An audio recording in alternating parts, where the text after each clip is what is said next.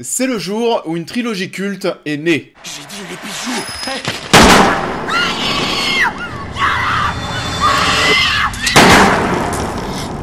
Bonjour à tous, on se retrouve aujourd'hui pour parler de Batman Begins, qui va clore cette trilogie de critiques avec The Dark Knight et The Dark Knight Rises. Ces deux vidéos sont disponibles depuis tout dernièrement sur la chaîne. Si vous ne les avez pas vues, je vous inviterai bien sûr à les voir ensuite. Batman Begins, on en parle. Batman Begins, sorti en 2005 et réalisé par Christopher Nolan. Jusque-là réalisateur de Following, Memento et Insomnia. Batman Begins nous raconte l'histoire de Bruce Wayne, torturé par la mort de ses parents, qui va fuir Gotham pour trouver un moyen de lutter contre l'injustice. Et cela avant de faire son retour pour devenir le nouveau symbole de la ville. Vous avez certainement dû voir mes deux autres critiques où je vous disais que The Dark Knight est à la fois le meilleur Batman de la trilogie bien sûr, mais aussi le meilleur Batman de tous les temps. The Dark Knight Rises, c'est mon Batman préféré, c'est pour lequel voilà, j'ai une petite affection en plus. Du coup oui, la tâche s'annonce un petit peu plus compliquée pour Begins, face à ces deux œuvres monstrueuses avec un plus gros budget, des ambitions naturellement plus fortes. Mais justement, ça en fait pas un film moins intéressant, loin de là. Alors déjà, j'adore Batman Begins, bien sûr. C'est les débuts de Christopher Nolan dans le genre du blockbuster super-héroïque déjà bien codifié, et ce qui est intéressant justement, c'est de voir à quel point il a réussi à apporter sa patte au genre, et on va reconnaître la patte de l'ancien Nolan, entre guillemets, le Christopher Nolan jusqu'au Prestige, ou alors là oui, après sa carrière est partie vraiment dans du gros blockbuster à grand spectacle. Christopher Nolan avant ça, c'était des œuvres qui se reposaient beaucoup sur leur narration qui est non linéaire et qui est très éclatée au contraire. Pour ces gros blockbusters qui ont suivi ensuite, ça a toujours été un petit peu le cas, mais c'est vrai qu'à l'époque, avant The Dark Knight, les films se reposaient encore plus sur ça que sur le côté grand spectacle et divertissement. Et Christopher Nolan a réussi à porter sa patte en termes de narration, surtout dans la première partie, toute la partie Origin Story. Le voyage de Bruce Wayne au sein de la Ligue des Ombres, pour s'infiltrer au sein de cette organisation criminelle, avec ses flashbacks qui tombent très bien, qui vont revenir sur son passé. Et je le dis clairement, mais en fait ça va être très simple. Ce début est un modèle d'Origin Story en termes de rythme, de montage, de narration. Et je vais même vous dire, je pense que toute cette première partie de Batman Begins, cette première séquence, ces 40-45 premières minutes, font partie des moments les plus justes de toute la trilogie Dark Knight, au même titre que toute la seconde partie de film de The Dark Knight. On va se retrouver dans une sorte de tourbillon au sein de l'esprit de Bruce Wayne, on va le voir ressentir des émotions contradictoires. On a cette confrontation, comme le disait Christopher Nolan, entre la vision subjective de l'homme et la réalité objective. Et il y a déjà bien sûr plein d'autres œuvres qui ont essayé de se focaliser sur Batman Begins et de reprendre les codes qu'il a cherché à établir pour essayer de refaire la même chose. Je vais penser, il y avait toujours Christopher Nolan sur le projet, mais bien sûr à Man of Steel, qui a recherché à reproduire exactement la même chose d'un point de vue narratif pour sa première partie, pour la partie Origin Story, et ça marchait moins bien. Il me semble d'ailleurs qu'il y avait plus de flashbacks que dans Batman Begins, parce que oui, en fait tout ça c'est quelque chose qui est un petit peu compliqué à gérer, parce que les flashbacks, il faut déjà de 1 que ça ne casse pas le rythme du film, faut que ça tombe donc au bon moment, faut que ça apporte quelque chose à ce qu'on est en train de te raconter, et quelque chose au présent, faut que ça nourrisse le présent, et faut pas que le spectateur en arrive à se dire « Ouais, je commence à me faire chier, ça avance pas trop ». Man of Steel, c'était un peu ça, et c'est là où ils se sont un peu loupés. On parlait aussi, il y a une petite dizaine d'années, d'un film God of War, et les scénaristes qui avaient déjà commencé à travailler sur le projet le disaient déjà en interview, qu'ils voulaient absolument se rabattre sur la narration de Batman Begins pour raconter leur histoire et les origines de Kratos. Si vous connaissez le passé de Kratos, je vais pas le spoiler, c'est vrai qu'une introduction à la Batman Begins, ça s'y prête, mais alors là vraiment totalement. L'objectif, c'est de te faire entrer directement dans l'action via le présent, te donner à manger de suite, et trouver quand même le bon moment pour te caler un flashback qui va servir ce que tu suis dans le présent pour développer le background de ton personnage. Tout ce qui a été fait à ce niveau-là dans Batman Begins, que ce soit en termes de rythme, de montage, c'est masterclass. En plus de ça, les scènes, parce qu'il n'y a pas que le rythme, les scènes sont très cool, tout ce qu'il y a avec Liam Neeson, il y a que des scènes que j'adore, une poésie qui va s'installer avec les musiques, ce voyage, le fait de devoir aller chercher cette fleur pour la ramener à Ra's al Ghul, cet entraînement aussi qui est sublime, et je me demande même si c'est pas ma scène préférée, mais alors de tout Batman Begins.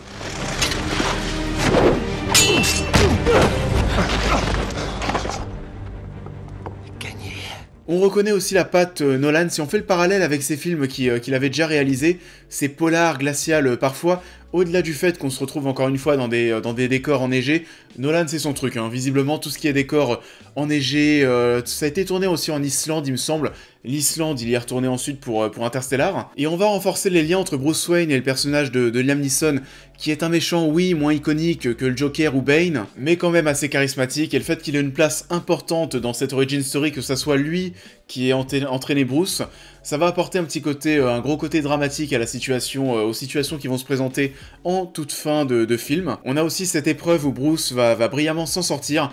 C'est un assemblage de scènes que j'adore, donc voilà, l'introduction de Batman Begins, c'est un énorme oui. Batman Begins, c'est un film qui va parler bien sûr de vengeance et de justice, c'est ce qui va être important dans le processus créatif de Batman. Dans l'esprit de Bruce Wayne, lui montrer que ce sont deux choses radicalement différentes. Il y a un côté qui fera de lui quelqu'un de bien, et de l'autre côté, ça fera de lui quelqu'un de mauvais. C'est parfois la même chose. Non, Bruce, n'est jamais la même chose. La justice apporte l'harmonie et la vengeance sert uniquement à te soulager. Tant qu'on est sur Rachel, on va commencer à parler d'elle et de Bruce Wayne. On va commencer par Rachel. Alors Rachel, comme je l'ai déjà laissé entendre dans The Dark Knight, le changement d'actrice se fait un peu tâche dans cette trilogie. J'ai revu Batman Begins, je confirme, l'alchimie entre Katie Holmes et Christian Bale passe quand même bien mieux. On sent en gros qu'il a un petit peu plus envie de lui sauter dessus. Par contre, Katie Holmes, en termes d'acting, c'est toujours pas ça, son personnage est aussi, mais alors là, vraiment insupportable. Amuse-toi bien ce soir, Bruce. Certains sont obligés de travailler. Et là, comme ça, c'est vrai, mais ce personnage de Rachel, ça a jamais été le point fort de cette trilogie Dark Knight, ça a même toujours été même un petit point faible. Cette alchimie, donc, qu'il y a un petit peu plus entre Katie Holmes et Christian Bale, elle n'atteint pas non plus celle qu'on pouvait avoir dans les Spider-Man, par exemple, que ce soit la trilogie de Sam Raimi ou alors la trilogie de Mark Webb. Et même si oui, on a eu un petit souci avec Rachel, on a par contre gravi une sacrée marche avec Christian Bale. Par rapport aux anciens interprètes de Batman, donc Michael Keaton qui oui était bien, mais c'est pas l'image du Bruce Wayne que je m'imagine. Val Kilmer était osef et clowné totalement ridicule. Vous m'étonnez pas quand on voit que Batman Begins a fait seulement 374 millions de dollars de recettes au box-office, que c'est derrière tous les Spider-Man et même derrière X-Men 2 et X-Men 3, parce que Batman au cinéma, bon avec les Tim Burton encore ça allait, Batman au cinéma il y a quand même un petit passif malheureux. Hein. Donc ce nouveau Batman a eu du mal à trouver son public dernièrement. En revanche, Christian Bale est devenu directement le meilleur Bruce Wayne. Faut dire que c'était pas compliqué, en plus de ça, Batman Begins, c'est une œuvre qui, comme The Dark Knight Rises, se repose bien plus sur l'homme, sur Bruce Wayne, que sur Batman. Et c'est une bonne chose parce qu'on doit avant tout aimer l'homme avant d'apprécier le héros. Ce n'est pas une question d'argent.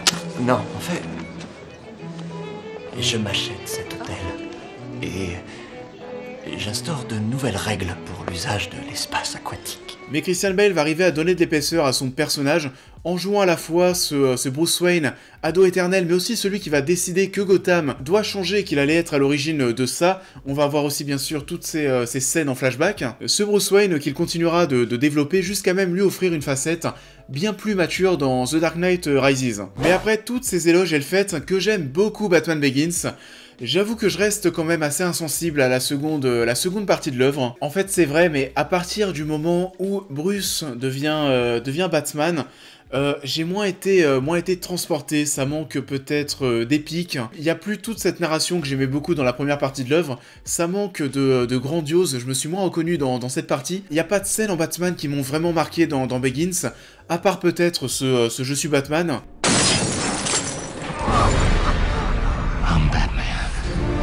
En termes d'esthétique aussi, ça vous a peut-être plus plu. L'image de Gotham, les endroits où l'on va passer qui sont bien plus crasseux que ce qu'on a encore une fois dans les deux autres films. Il y a quand même une part de fantastique qui va se dégager de ces visuels que certains fans mécontents n'ont pas eu dans Dark Knight et dans Rises. Tout ce qui va tourner aussi autour de l'épouvantail, les hallucinations, etc. C'est un film que je vais trouver relativement différent des deux autres. D'un point de vue démarche créative, même si le pari sur le côté réaliste de l'œuvre et de la saga était déjà présent, on va se retrouver avec un Batman qui va plus être enquêteur que maître de l'action, et on a aussi dans Batman Begins des touches d'humour qui vont être plus prononcées que dans les deux autres films.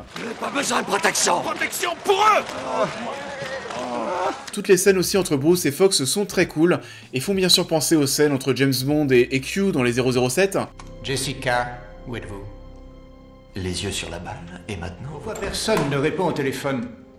C'est pas un secret d'ailleurs, et Nolan s'en est jamais caché, il adore la saga 007, ça serait pas étonnant de le voir réaliser un film, peut-être même plusieurs.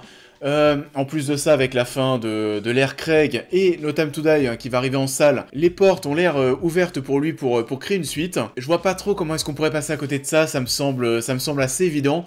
Et pour revenir à Batman Begins, le reste me marque, oui, beaucoup moins, le final aussi d'ailleurs avec la mort de Ra's al Ghul. Même si ce qu'il faut retenir, c'est que Batman se rangera du côté du justicier qui ne tuera pas dans cette ville de Gotham, pourri par la corruption. Et vous l'avez donc compris, j'aime beaucoup ce premier film, surtout pour sa première partie que je trouve là vraiment exceptionnelle. Je suis bien moins sensible aux séquences qui vont suivre le retour de Bruce Wayne à Gotham. Malheureusement, le tout reste assez simple et modeste à mon sens, mais c'est peut-être ce qui a fait que beaucoup de personnes, beaucoup d'entre vous, le préfèrent même à The Dark Knight et The Dark Knight Rises.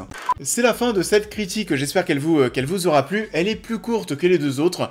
Pour ceux qui m'ont posé la question, qui m'ont demandé pourquoi est-ce que j'ai pas commencé par Begins, faut savoir que j'ai quasiment enchaîné les 3 tournages. Ça demande de l'énergie, qu'on perd de l'énergie petit à petit au fur et à mesure des tournages.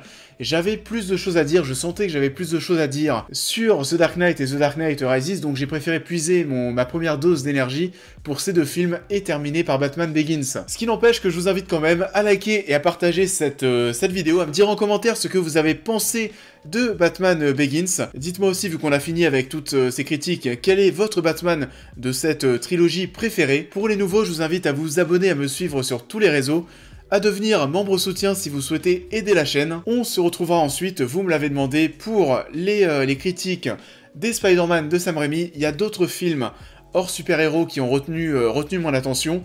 Continuez de me dire en commentaire d'ailleurs sur quel film vous souhaitez que je revienne. Je vous invite à tous à passer une bonne fin de semaine et je vous dis à très vite.